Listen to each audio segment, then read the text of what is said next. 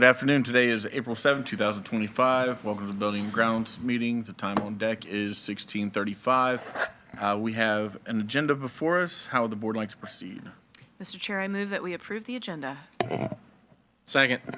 We have a motion before us. It's been properly seconded. Any discussion? All those in favor signify by saying aye. Aye. Any opposed? Hearing none, motion passes. All right. Thank you, Turn over to Mr. Dr. Chair. Hummer. Appreciate that. Sorry. All right. So we have 5 items for you all this evening. They are all for information only. We have no items going to the full board for approval for this meeting. We are going to go over our 2 standing items, which we will review our CAP projects with you all, as well as where we are with our CIP projects.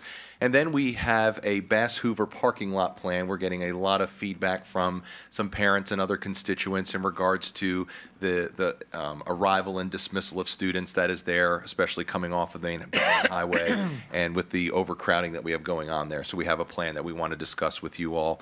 We also have an update with our 4th high school. We've made a lot of progress and had a lot of work there. Thank you to Mr. Atkins and Mr. Sturdivant coming to that last meeting. And we are going to continuously move forward with the development of those plans, and we're going to provide you with an update there.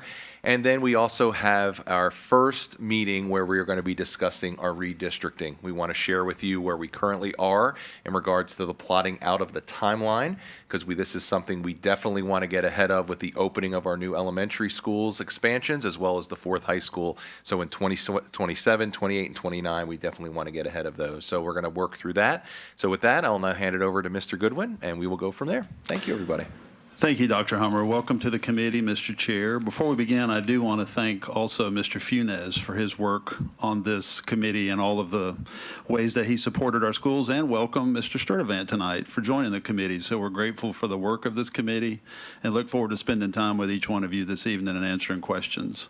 So our first presentation will be our CAP projects update. That will be Mr. Brian Davis, our Director of Facility Services. So I'd welcome him up now. Thank you. Good evening, Mr. Chair, committee members, Dr. Hummer. So just some brief updates on where we are. Redbud asphalt and Armel asphalt, we're going to schedule those for June. Shenandoah High School boiler, still on time for 6/1. Apple Pie plumbing fixture, Bass Hoover plumbing fixture, still on schedule for all those. Bass Hoover interior painting, we're complete. I walked the school today, just a few pictures today up there. Actually looks really cool in person. The staff out there is very excited over this, and it was fun to walk that school today, so it was kind of nice. But we're done there. James Wood roof replacement, we're pushing that off into James Wood Middle School roof replacement. We're pushing that off to summertime.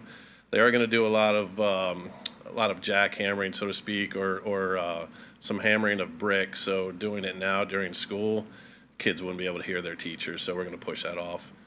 Apple Pie Ridge, for the most part, we're done. If you look at the picture all the way to the right where the membrane goes up over the parapet wall, the only thing left to do is cap that in metal. Other than that, everything is done there. Next slide, Mr. Goodwin. Apple Pie boiler, still on schedule. Stonewall, still on schedule for boiler. Bass Hoover chiller, still on schedule there. Most of those will happen pretty much over the summer. Some unobligated funds we received. Again, Shenandoah boiler will piggyback the other project. The Shenandoah High School track still on par to start June, early June for that.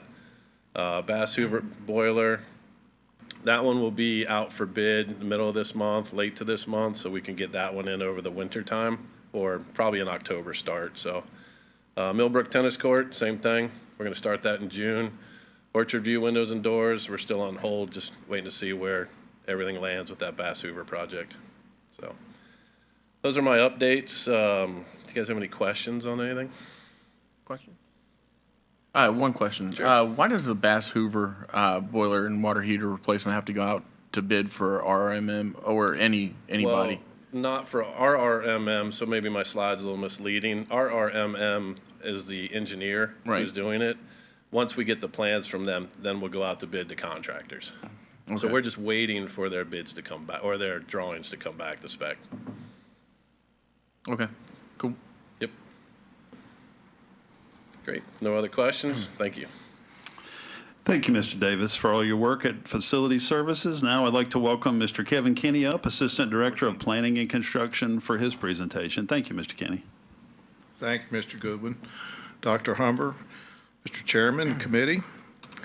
I put before you just a cheat sheet, basically, because we're going to be going through some slides for the work we have going on with our CIP project list right now. The first one you see on the list is the Fourth High School. Mr. Shepard will be giving you a presentation on that one just a little later. So we'll just go right into the Middletown mods up there, and I think we have a slide that shows the site plan on that one. I think you may have seen this before, but this is all the improvements that we're doing there. We went out to bid for the electrical package on there that runs all the electrical service over the new service to the mods. We obtained 5 prices. We solicited 6. We did 5 prices there.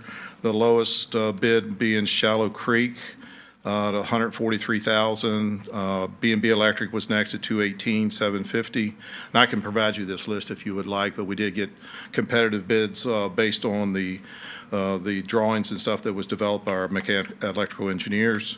So it was very competitive bid process, but Shallow Creek won the bid on that. We're moving forward now with site bids. They are due tomorrow. We've had our pre-bid previously, and so we hope to bring the site bids for this project to you for your April 22nd meeting. So everything is tracking right along. We're a little tight on schedule, but we still think we should be able to do okay for this summer to get these completed and get them ready up there. So we're moving right along on that. We'll jump right into the next one is the Middletown expansion that you see. We have quick slides on the Middletown expansion. There we go. We're starting to develop the drawings there. We have finished up the schematic design. We just entered into the design development phase. They were issued a letter last week to take us into the next phase on that. Some of the challenges there, you're starting to see what the new gym and classroom layout. We didn't give you all the drawings here. These are just the upper level here. The lower level off of the gym will have some bathrooms and things like that will come in off of there. We see in the common areas where you see some additional restroom, elevators, things like that. So now we're starting to take place. We did the schematic design, the budget's tracking, right on time where we'd like to see it at this point with as much detail as we have. Go to the next slide, please, Mr. Goodman. Now you're seeing where the old gym has become, the repurposed gym is now an additional music and art area. And also we had to create dining teachers for the teachers area staff to have a place for their dining, that we took that space. With the next slide, you'll see there is the new kitchen layout. So this encompasses and engulfed where the staff was at one time, had dining there. So we've met some challenges. This is a very efficient layout, working with staff, working with Troy, the kitchen manager, Penny Curry, and some others here working with design. They really like this layout. We've got a larger freezer and cooler storage areas, larger dry storage areas. So those large improvements that they was looking for there. So it's a very efficient design and a much larger design than what they had. We actually increased the locker area and all for the staff there, where the interior there, so we was able to encompass a lot here with this layout on that one. So feeling pretty good about Middletown right now. Still some challenges that we ran into with the building. They like for us to have the new addition back there sprinkled, so that means it's going to require us to run a new water line from Route 11 up there. So we're going through that design portion right now. So we'll have you an update on that for the next meeting. And so it's tracking right where it should be at this point in the project, getting ready for the bid process. Move on to the Jordan Springs expansion. As we remember, you've probably seen some of these earlier maps, but this is here the logistical challenges that we have down at the site, working with Mr. Raymond, the principal, and staff down there, and then also working on how do we get these additions to fit in. One of the things you're seeing is we're relocating part of the playground equipment area. We're creating an asphalt area there for like Foursquare and things like that. It's one of the things they requested. But you're seeing the challenges of the site. Every little nook and cranny is going to be taken up, either with construction or school day activities.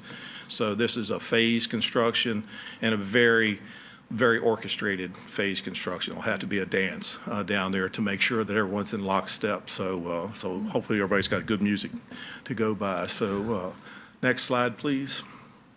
This here, you're starting to see the additions on the learning wings. The one on the left there obviously is the one to the south, or to the west, excuse me. You're seeing the four stack here. We've got 4 classrooms there, then 2 on the other end that stack. So that gives you your total 12 classrooms. One of the areas of the request we had for this project from staff and from Mr. Raymond was to have more resource rooms. We accomplished that. We had a room that was underutilized there. It was like a half classroom. I think it's room 160 there. Now you see 4 resource rooms there that we was able to reconfigure that, working with our design team. And then on the second level, we split up some of the second level resource rooms. We got him 6, we didn't get him 7. As I said, if you got 7 of your 10 items for Christmas, you still had a pretty good Christmas, and he was very happy to get 6 instead of 7 resource rooms. The gym is another area that is completely flipped. Now what you're seeing there is the gym going east to west instead of north and south. This includes us having to redo the stage for dining, and the presidium and the stage will have what to call like a Murphy type of stage, if you're ever familiar with a Murphy bed that folds down, this will have a Murphy stage that folds down. They'll have steps and access to it also.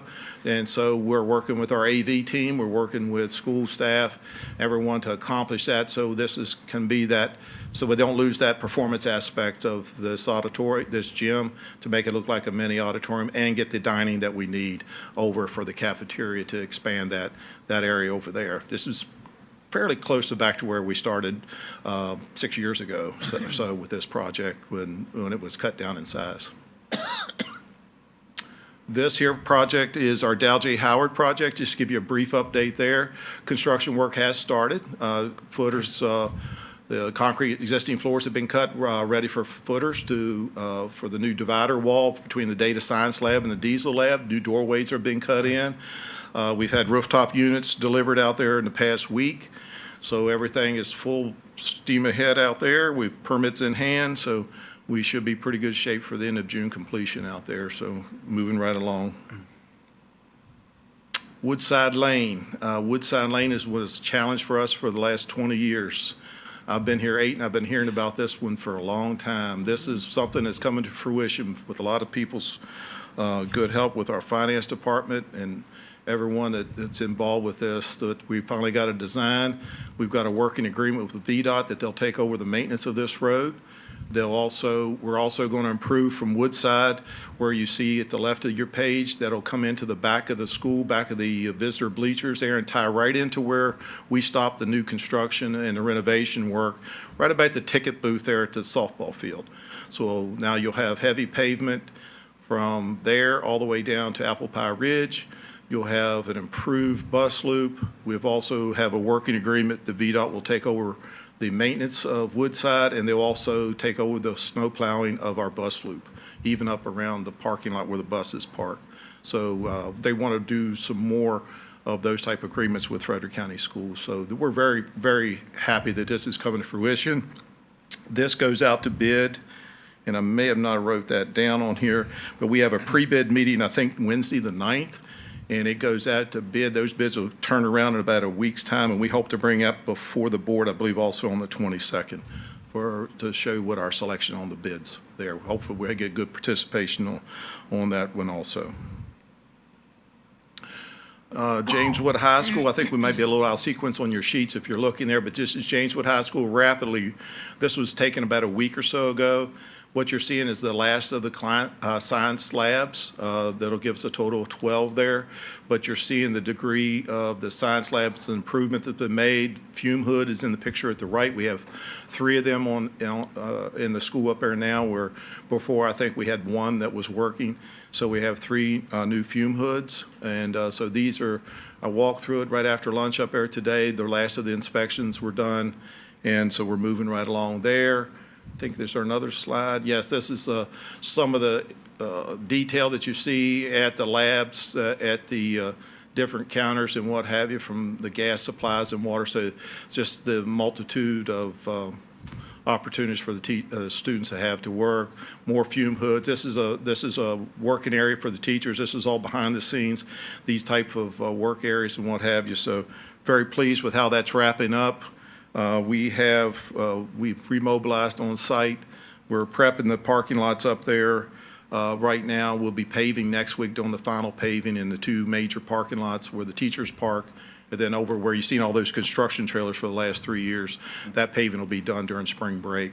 And so we look to have this fully operational. We've worked with staff up there. The 21st, the day after spring break, the total school will be totally operational with all classrooms occupied, all spaces turned over, and they'll be just down to punch lists and things like that. So we're very pleased we're at this stage up there, about 2.5 months early up there on that total project. Okay, it came up just earlier about the Bass Hoover parking lot. I'll just morph into that. We had a meeting earlier today where we have our planning and construction meeting once a week.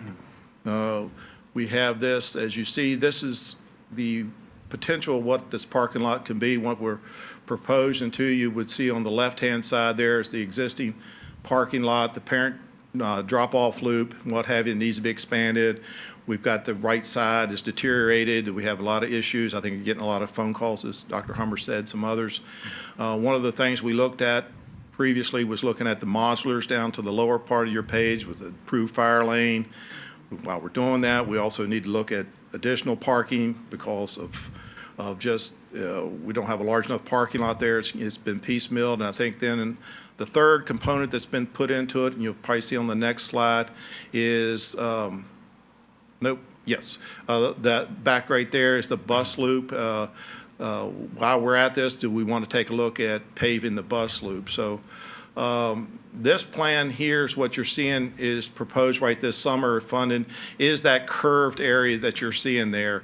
It needs an improved curb and gutter, but it will just be a edge curbing around there because this is a unique design that we have to have the water drain from this parking lot into the stormwater management area. So it just gets a ribbon type curb there to stabilize the asphalt, drivable, push snow over it, those type of things. So that's what that would get on the far side of the curve. The inner side there, that dotted line, you see we'd have to manipulate or massage those curves. We just had a meeting today. We would take those 4 islands that you see there, those in parking islands, and do a reconfiguration on those that would morph into the permanent construction when it comes time for that. So you would have like a phase 1 would be this parent loop that would get the 24-foot width, get the islands configured, we get the pricing on that. The rest of the project would be what the aforementioned, the new parking lot out to the top of the page, the rest of the improvements to this parking lot, and then a phase 2 add alternate would be mill and pave the bus loop if that's possible. And what you're seeing is some projected estimated costs that we're seeing where the market is currently right now. So that is the game plan, so to speak, right now is where we're at. We have worked with our design team. Currently, we said we'd have in the meeting tonight.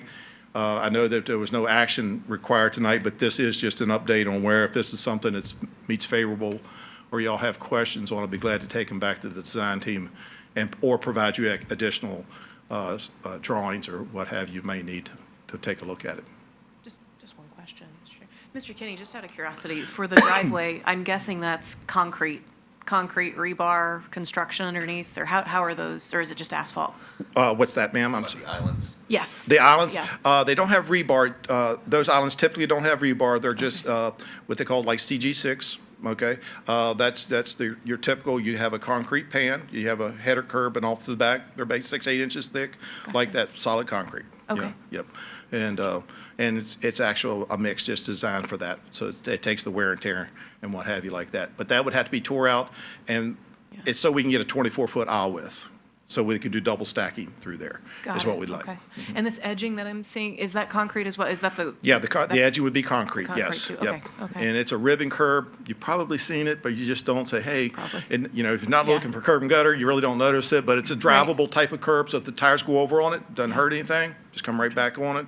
But it also allows the water to drain, and you can push snow right over top of it. Okay. I like Reason that. I'm asking is I know concrete and asphalt, the costs of those these days are just Yeah. insane, Yeah. especially when it comes to concrete. So I was just curious. Yeah. I'm glad we're going with concrete to Yep. last longer. Yeah, the concrete, robust. all your protective barriers and things like that, mainly concrete, driveways and stuff, your drive aisles and stuff, asphalt. Okay. Okay. And I think I have Jameswood High School modular update yet. I don't know if we have a slide on I don't that. believe we have a slide on that. The next slide in our presentation is not that. Okay, so. so let me give the rest of my list that you see in there. Jameswood High School modular classrooms. That's the old six-pack modular classrooms up there. They are scheduled for demolition. We received 3 prices on those. Our local contractor, we had 3 local contractors. Very competitive bid, but Key Construction was the lowest bid. $26,500. Then the next was Lance Construction of Winchester, $31,900, and CS Jennings Construction was $36,344. And then we had one contractor that declined to bid, so we solicited 4, received 3 on that, and that work is scheduled also for this summer for that work there. And I think that's the last of my updates. Unless anyone has some questions, I'll be glad to answer them. Questions from the board or the committee? I got a couple. So one, please, on these slides, I've asked for it a few times, but I'd like to see those bids up here for the public. I mod- remembered that at about 3 o'clock today. I bet. That's why. Yeah, for modulars and the electrical, but, you know, I'm glad you brought them out Yep, and I'll be- people can hear for it, or listen for it. The Middletown kitchen update, just a question on how the logistics of it, how food gets in there, because you're a victim of your own success here Yeah. because of what happened over at James Wood. Yeah. If back, I don't know if you want to go back and look at that slide. That's a project we kind of do like we do some of the other projects. We got to start working with our nutrition department. We start working with school staff to say, how soon can we take this area over? So, you know, when you get into a kitchen like this, then you got to, you know, obviously feed our students and what have you, but we have to come up with some alternative methods. So we start working well in advance to do that. So most of this is there, but you can't do this work in 60 days. Right. You coordinate your equipment to come in or what have you. So if we can get into somewhere around about a mid-April type of start, the last 6 weeks of the school year, we do alternative dining methods, things like that. That's what we start working with Ms. Curry to come up with things like that. And Troy's a fantastic kitchen manager up there. So we'll start working with them to do that. Also, it's one of those things when, let's say it's the 15th of April, it shuts down the 16th of April, it's gutted. And, you know, you just have to hit the ground running so you don't lose any time and get it built back and then be back in time for the school to start up and give us a 90 to 100 day swing in there. So it's all hands on deck. It's making sure it's coordinated. You have your freezer units, all those things that, so it takes a very organized construction team. It takes a very good and willing school staff also to do that. But it is a heavy lift. This is one of the more complicated portions of that project, is to get the kitchen back up and running in time. We can do the additions on the schools, no harm to day-to-day activities. We can do all that. But to have this kitchen turned over quickly, you need to get them as soon as you can to do that. And so if they can give us any type of jump on that. So we've been already having discussions about that. When it's finished and frozen pizzas come over from facilities, right?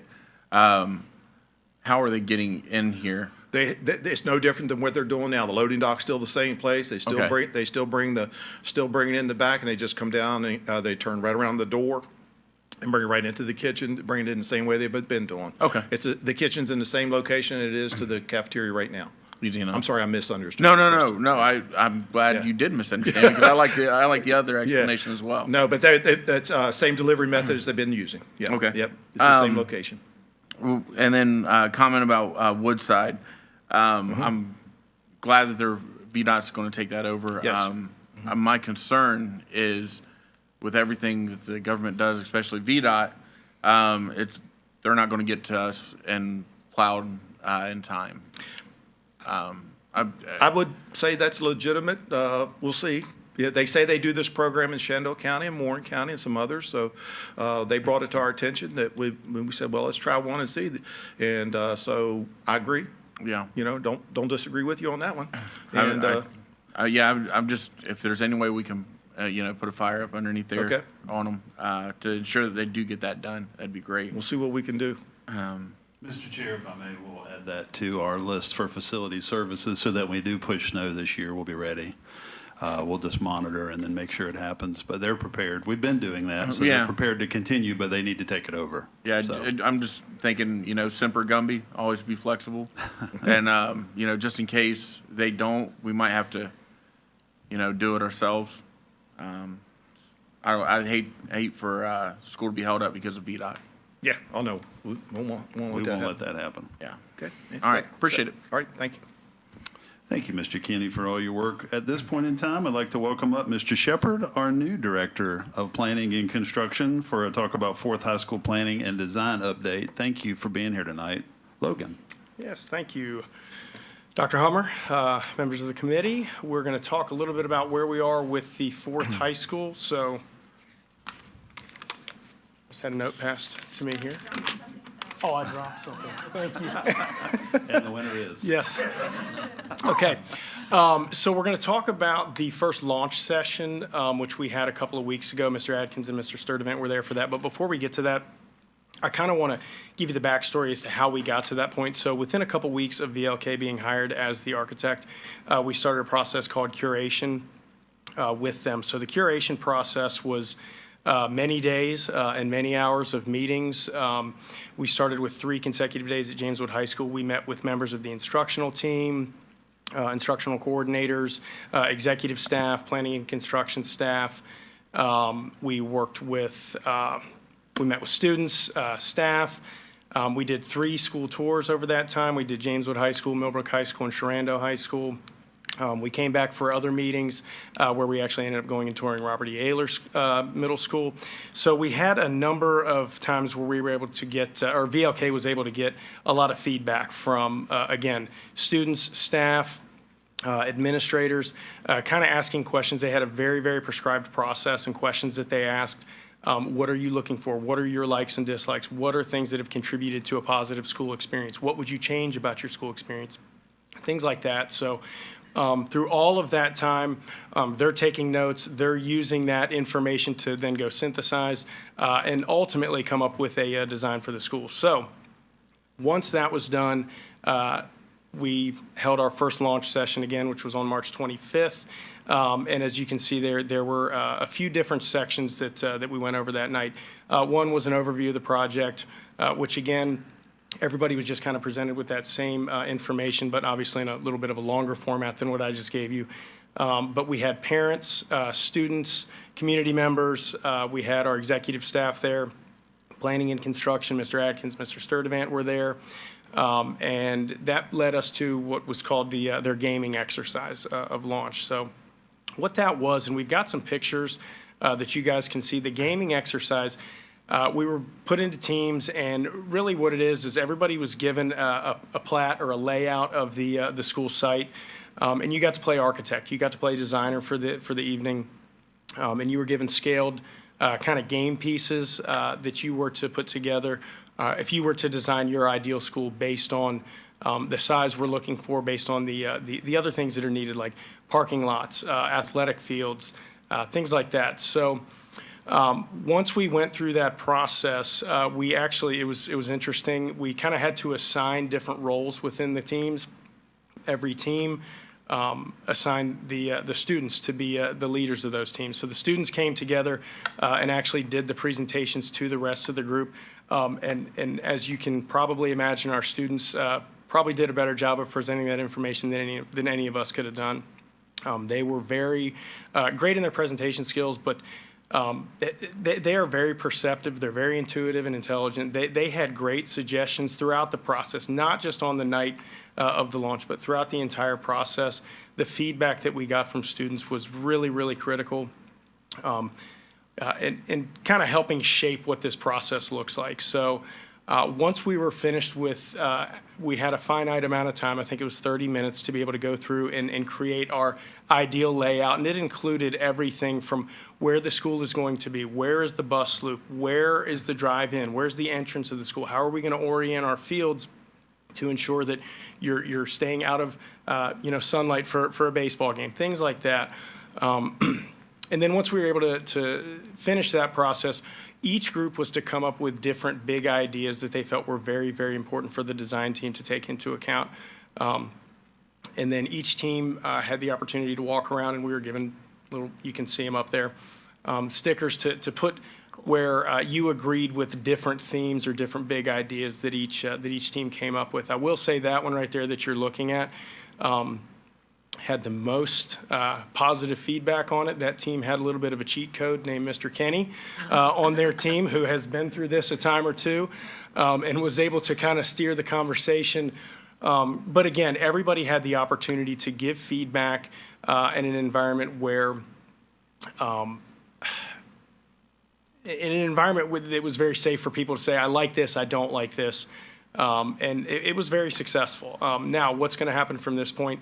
VLK is taking all of that information, not just from the launch, but from all of the meetings, all the curation process leading up to that, and they are starting the process of creating the first renderings of what this school may look like. We are supposed to meet with them very shortly. It is going to be before our second launch to kind of get a first glimpse of what that's going to look like. And then we will come back together, the same group, the same launch group will come back together on April 23rd. They're going to kind of present the initial design concepts and then go through a similar process again, seeking more feedback from the group to, again, continue to refine what that school is going to look like. I'm loving all the team names that they came up with. Yeah. Perfect Attendance, Revolutionaries, some Yes, others. it was, and our kids Super led creative. a lot of that, and our Yeah. kids, again, we say it all the time in these meetings, but they are very perceptive, very intuitive, and they did a great job of kind of leading that process. So. How were the participants chosen? Like the student participants, the teacher participants, all the participants, how were they chosen for these different groups? I think we just tried to, we had Katie set up the teams for us. We did have students on each team. We made sure we had representation. We had all three high school principals were there, so they were on separate teams. So just to try to get a good cross-section of who attended the meeting Yeah, on that's each great. team. So. Awesome, thank you. To follow up with Ms. Klein's question, how were the students picked from the schools? Like, We asked the high school principals to choose students, and I believe all of the students that did participate were students that we had the opportunity to speak with when we did the school tours. Each school tour consisted of an opportunity to sit down with students for about 45 minutes to an hour, and then we relied on the high school principals to select students that would be interested in participating in the process. yeah, to follow up with that launch event, that was amazing. Seeing, the community come out and voice their opinions on stuff.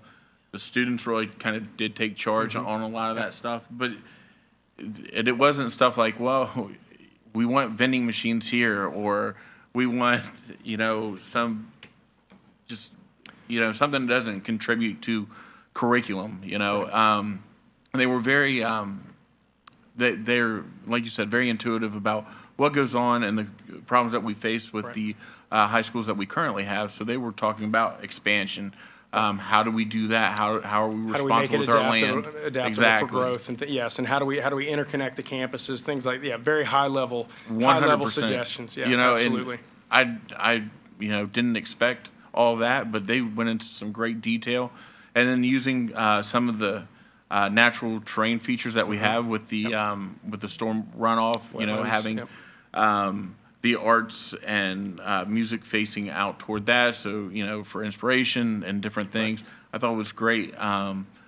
So great use of land, great use of time. I appreciate the staff coming together for that, VLK for that. It was a really good process right there. So thank you. Yep, absolutely. Any other questions? All right. Thank you, Mr. Shepherd. Another one of those people who somehow figures out how to get more than 24 hours out of a day. So, thank you.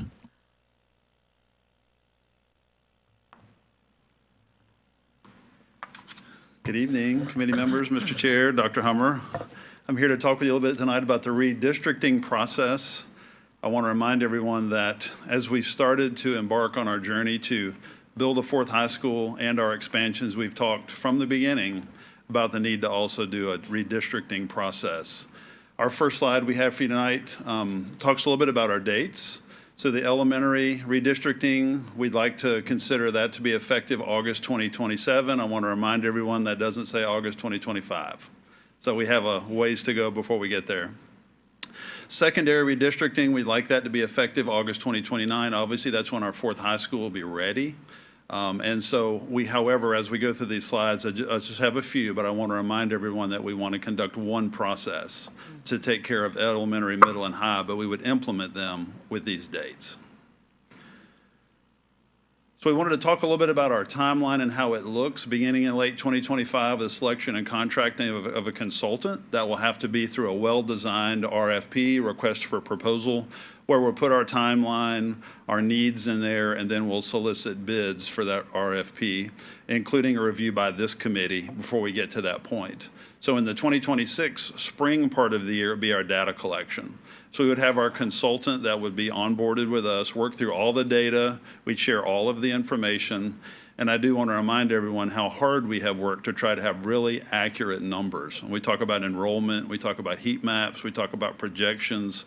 So we work with our consultant to share that data so they can start to build a database to consider as we begin to make decisions. So following that, the project transitions into a long period of public and committee engagement, and that lasts from mid-2026 to early 2027. This isn't something we do to people. This is something we do with people. And there will be a lot of opportunities for us to listen, a lot of opportunities for people to give ideas, and we realize that redistricting folks to think about maybe attending another school is personal. People are at our schools, they love our schools, so we want to make sure we use that consultant to help us walk through that path so that we can really hear what people have to say and make the absolute best decisions that we can for this community. Key engagement period, mid-2026 to early 2027. Be lots of those sessions happening with committee meetings, and then we'll build a website. And on that website will be an opportunity for people to continue to provide input. That's even a broader way for us to collect information from our committee that people may not talk to us in person. They'll have an opportunity to share that, and we can review those notes and those comments so that we can take everyone's ideas into consideration. In January of 2027, we are able to review a report. The consultant will present their findings to this group, this committee, for us to consider, which would then, with your understanding and blessing, move that forward to the full board for the ability to consider. So the school board will then hold a public meeting and make a final decision, we hope, in February of 2027. I realize that time is a ways away, but we need to go ahead and forecast that out for now so that people understand that that is something that will happen, but not be so stressed by the fact that it's not happening today. We want to make sure that there's plenty of time in between now and then. Then we'll have implementation phase and parent notification in the coming months. As you will see on this final slide, there's some decisions that will need to be made. So those are January 2027. Again, the consultant will present to this committee, who will then report to the school board. And at that February 2027 school board meeting, we'll have a public hearing and some final decisions we hope to be made. And then March 2027, there'll be an implementation and parent notification of where you will attend school and when. So I want to make sure that I go back one more time to that very first piece of that before I answer any questions you have, and just remind everyone, there's an elementary process and a secondary process for consideration. And when I say the word process, what I mean is it's a timeline. So August 2027, it'll be effective. One of the things that you need to make sure that I need to make sure I make you aware of is we'll still have modulars at that point in time at Middletown. However, we can still conduct this process and students will be redistricted to Middletown and can be in those modulars for 1 year. And then when those classrooms open up, we remove those modulars and students are in classrooms. So it's no reason for us to slow that process down. We have the space there with the modulars and will continue to have the space with the expansion that's already been improved.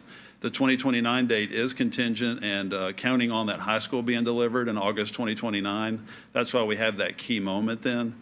But remember, we'll be notifying parents in the community of which schools they'll attend well before that process takes place. So people will know there'll be a process, elementaries first, and then we have middle and high school coming behind that. So we want to be thoughtful about this. We believe a consultant is a really good way to help us all listen and be focused and make sure that we get this right because it is so important for every single person in this community. So if you have any questions, I'd be happy to try to answer those and get you additional information if needed. I just have a comment. I really like the consultant idea. I know that's an extra cost, but at the same time, this is such a pivotal decision. Yes. And it's going to be such a hot button topic for so many people. Thank you. And to have Yes. that third party neutrality is tremendous. So I think it's worth the spend to make sure, as you said, to make sure we have this done right, to make sure there's no bias, to Right. make sure this is a data-driven decision by an Right. independent third party. Thank you. Yep. Anything? I concur. I just want to make sure we're being cost effective with it, but having all those data points and things like that, because to be honest with you, none of us in this room are in the redistricting business. But we have census data and everything that these consultants do go through. They see the population growth. They pull into future growth in the county. And it's something that, they're professionals in. If we're going to do this, let's do this right. Let's do it one time and not keep putting the community through the stress of redistricting. I'm glad that we're getting out in front of this early and letting families know. I think that way they can go ahead and start getting their input in now. Let us know how they feel about redistricting. I mean, it's coming. Whether we like it or not, but as far as how we should be redistricting, I know the consultant takes that into consideration as well, but ultimately we do have the final say. So please get a hold of us. Don't be surprised. I know we've got probably about 3 people watching this meeting, but like, share, and subscribe, I guess. I send it out to everybody, and I'm sure it'll be out in the papers. So this is plenty of warning. And plenty of notification. It's just part of a growing community, so thank you. One more quick comment, just on a personal note. Back in my day, when Millbrook was on the horizon, I graduated Sharando before the redistricting and before Sharando got split into Millbrook and Sharando. But it was on the horizon. It was a lot of hubbub, and I know I was committed to Sharando and very entrenched there, and it looked like my senior year I would be at Millbrook had everything stayed on time. Did not happen my year, but it certainly happened soon after. No one, it seemed at the time, was happy with any of the decisions that were made for the redistricting. This process, it goes back to my very thumbs up to you for the third-party consultant, because this process, no one will be happy in this process. You will not satisfy every single person. There will be people who are very angry. And in order to support to rebuff that anger and to give a logical explanation, we're going to need that data. And what better place for it to come from than a third-party neutral party? So, still a you. little bit of trauma from back when that almost happened to me. And I had friends that it did happen to, and it was not a good thing, so. Thank you for those comments. We'll work very hard to get this right. It's our privilege to do that. Thank you. Ms. Klein is an archaeologist. She keeps digging up the past. I do. History repeats. It does. History repeats. All right. Any other questions from the committee? Mr. Chair, if I can add two additional things for that. Thank you, Mr. Goodwin, Yes, for sir. putting this presentation together. And thank you, Mr. Chair, for what you said earlier, is we wanted to get this out as soon as possible, because this is going to be not only a heavy lift for our staff, but a heavy lift for our community, and we definitely want to get ahead of that, and I know you guys are as well. Two things I want to add, and one of the things that we talk through here is if you see 2029, we're acting like that's going to be tomorrow. That's going to be a ways away. And one of the questions we received is if we do the redistricting now, is it going to account for all of the new neighborhoods coming in, the new shifts and all that? And it will, because they will be collaborating with folks downtown. Now, we're not going to be able to get ahead of any of the new developments and neighborhoods that we don't know about now when we develop this, but for the most part, we're going to know about those developments. We're going to know about what those future neighborhoods are going to be and in regards to impact. So we will have a really good head start on this once we work through these pieces here. The other piece is with this process, and this is why we're doing it early, is 90% of this process is going to be communication, collaboration, working together. And we always joke about when we roll this out, it's honestly just a click of a button. Now, of course, there's more to it than just that. You have to work with the families, work with what the transition is going to look like, work with the principals. But it's honestly a click of a button and to move folks in regards to the boundaries and different schools. But the front end is where all the work's going to be on this. And it's going to be a lot of listening. It's going to be a lot of collaboration. It's going to be a lot of tears. And we're just going to have to get through all of that together. And we're going to have to make some really, really hard decisions together. So the best thing that we can do that's on our side right now is time. And we want to make sure that we capitalize on that so we can roll this out so it's the least amount of impactful on our community. So just wanted to add that, Mr. Chair. Thank you for that. Thank you, Dr. Hummer.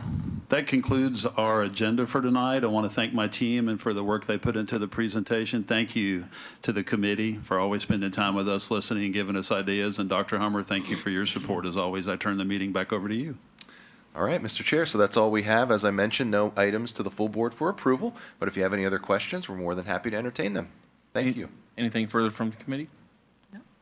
All right, do I have a motion? I make a motion, we adjourn. Second.